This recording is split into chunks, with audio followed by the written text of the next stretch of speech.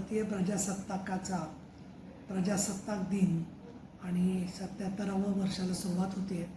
आपण खूप मोठी वाटचाल करून आलेलो आहोत आणि भारताची राज्यघटना अस्तित्वात आली आणि एका अर्थाने भारत हे सार्वभौम राष्ट्र झालं.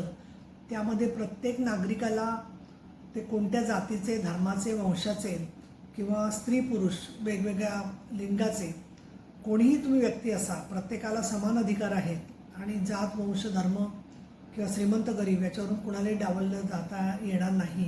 अशा प्रकारचा निर्णय, अतिशय क्रांतिकारी अशी घटना आपली प्रत्यक्षात आलेली आहे. असं जरी असलं तरी समाजामध्ये सर्वसामान्य माणसाचे काय अधिकार आहेत याच्याबद्दल आजही खूप तीव्र भावना वेगवेगळ्या लोकांच्या आहेत. त्याच्यामुळे वाढलेला हिंसाचार, दबाव आणणं, त्याचबरोबर माणसाची केली जाणारी विशेषतः ठिकठिकाणी गाव पातळीवरती महिलांवरती होणारे अत्याचार हे जर का पाहिले तर प्रजासत्ताकाला अजून सुशासनाकडे वाटचाल करायची असं जाणवतं.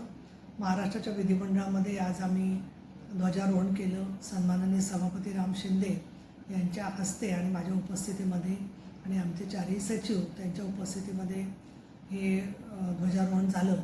आणि त्यामध्ये विशेषतः गेल्या वर्षामध्ये जे राज्यघटनेवर चर्चा झाली, तसंच विधान परिषदेमध्ये आमची 2 पुस्तकं विधिमंडळाची प्रकाशित झाली. त्याच्यातलं एक माननीय देवेंद्र फडणवीस साहेबांचं राज्यघटनेवरती केलेलं भाषण होतं, तर दुसरं 100 वर्ष आणि त्याच्यामध्ये झालेले विधेयक आणि वेगवेगळे कायदे याच्याबद्दलचं पुस्तक पण प्रकाशित झालं.